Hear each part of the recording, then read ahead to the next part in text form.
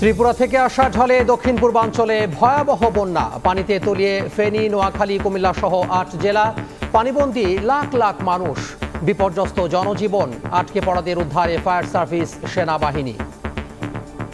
কালকে রাতেই পানি উঠবে, আমরা বহুত চেষ্টা করি বালুগুলো দিয়া ঘন্টাখানে গেলে আমরা রোড বন্ধ হয়ে যাব। গত 24 ঘন্টায় 2বার পানি উঠছে, মানে এরকম অবিশ্বাস্য বন্যা আগে কখনো দেখি নাই আমরা। কিছু বাড়ি আসলো পাহাড় গেছা, ওইগুলা নিচে মাটি সরে যাওয়ার কারণে অনেকগুলো বাড়ি ধসে পড়ে গেছে। আমরা চেষ্টা করছি যে বন্যা দুর্গত যারা আছে তাদেরকে আশ্রয় কেন্দ্রে নিয়ে আসার। আগামী 24 ঘন্টায় ভারী বৃষ্টিপাত প্রবণতা কিছুটা কমে আসার সম্ভাবনা রয়েছে।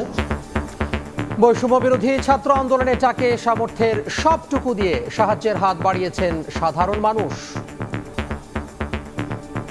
আমাদের এই গণত্রাণ যেটি আমরা আজকে সংগ্রহ করতে পারবো, ধাপে ধাপে সেগুলোকে আমরা বন্যা কবলিত এলাকাগুলোতে আমরা পাঠিয়ে দিচ্ছি। যাদের দেওয়ার আগ্রহ আছে তাদেরকে আমরা আহ্বান জানাই, আপনারা এখানে এসে ত্রাণ দিয়ে যেতে পারেন।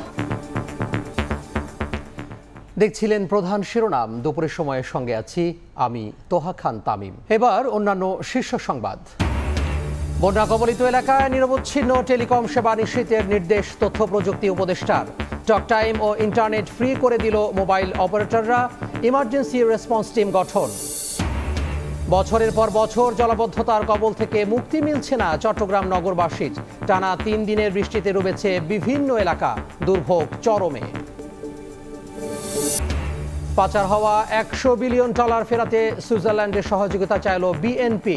রাষ্ট্রদূতের সঙ্গে বৈঠক, অন্তর্বর্তী সরকারের সঙ্গে কাজ করার অঙ্গীকার পুনর্ব্যক্ত। এবং খুলনা বিশ্ববিদ্যালয়ে ভিসি সহ পদত্যাগ করেছেন বিভিন্ন দফতরের দায়িত্বে থাকা 70 শিক্ষক।